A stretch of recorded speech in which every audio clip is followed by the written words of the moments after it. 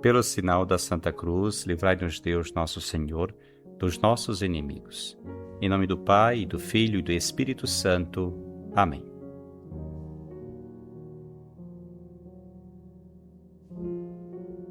Do Evangelho segundo Mateus. Naquele tempo, Jesus viu um homem chamado Mateus sentado na coletoria de impostos e disse-lhe: "Segue-me." Ele se levantou e seguiu a Jesus. Enquanto Jesus estava à mesa, em casa de Mateus, vieram muitos cobradores de impostos e pecadores e sentaram-se à mesa com Jesus e seus discípulos. Alguns fariseus viram isso e perguntaram aos discípulos: "Por que vosso mestre come com os cobradores de impostos e pecadores?" Jesus ouviu a pergunta e respondeu: "Aqueles que têm saúde não precisam de médico, mas sim os doentes. Aprendei, pois, o que significa: quero misericórdia e não sacrifício. De fato, eu não vim para chamar os justos, mas os pecadores." O Evangelho de hoje nos apresenta a história da vocação de Mateus, um publicano, isto é, um cobrador de impostos, a quem Jesus chama em meio ao seu trabalho diário, sentado no coletor de impostos. Jesus dirá isso claramente e diz a ti hoje: aqueles que têm saúde não precisam de médicos, mas sim os doentes. Não tenhas medo de te aproximar dele, de te deixar chamar e alcançar por ele, apesar de tuas fraquezas e pecados. A propósito desse texto do Evangelho de Mateus, gostaria de compartilhar contigo 3 reflexões. Em primeiro lugar, para entender a natureza marcante da vocação de Mateus, convém explicar o que era um publicano na época de Jesus. Publicanos eram cobradores de impostos. Eles cobravam impostos de seus compatriotas judeus para entregá-los ao Império Romano, que havia invadido aquela terra e os oprimia. Portanto, os publicanos eram tidos na pior das hipóteses. Eram cobradores dos opressores e, ao mesmo tempo, abusadores e ladrões inescrupulosos.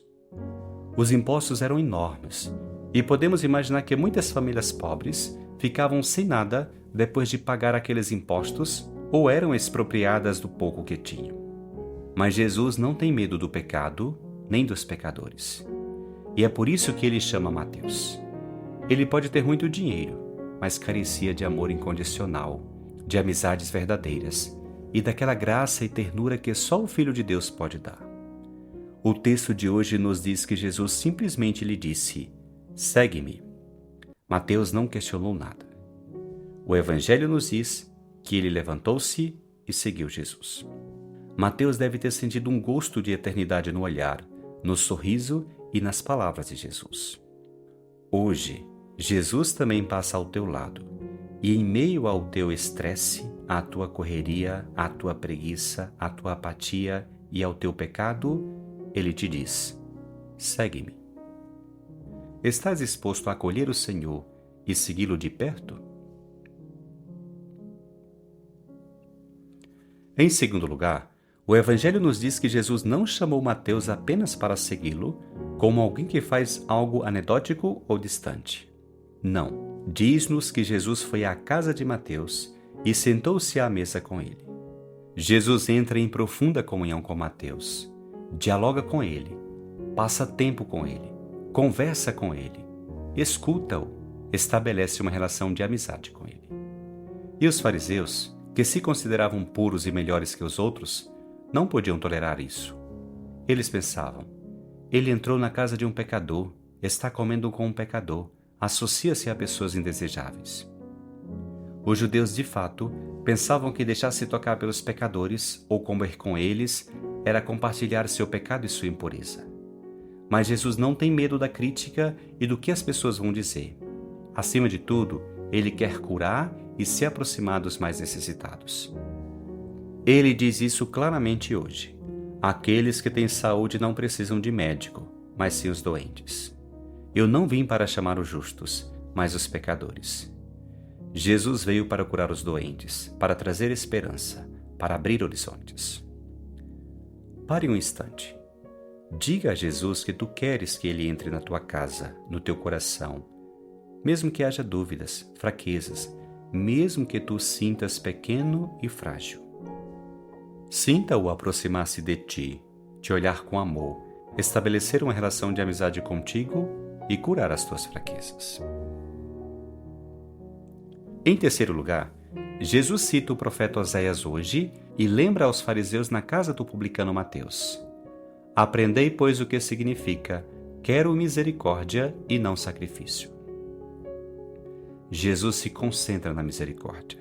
Os fariseus se desgastavam no cumprimento das regras e na oferta de sacrifícios a Deus.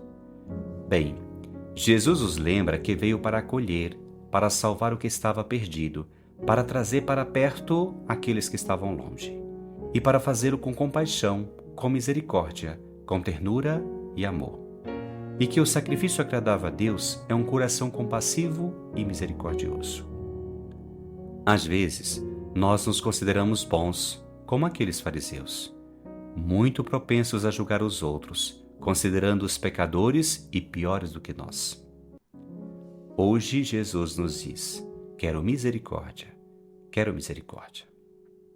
Perguntas-te: és misericordioso com teus irmãos e irmãs, especialmente com aqueles que podem parecer mais pecadores para ti?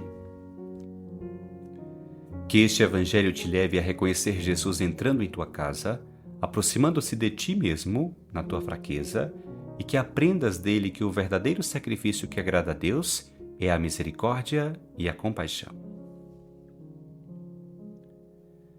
Deus, bom Pai, foste infinitamente misericordioso comigo, mas esqueço-me rapidamente de que sou tão pecador quanto, ou mais, os outros, e julgo facilmente os meus irmãos. Senhor, que eu te siga de perto, que eu te acolha na minha vida, que eu saiba sempre ser como tu, misericordioso.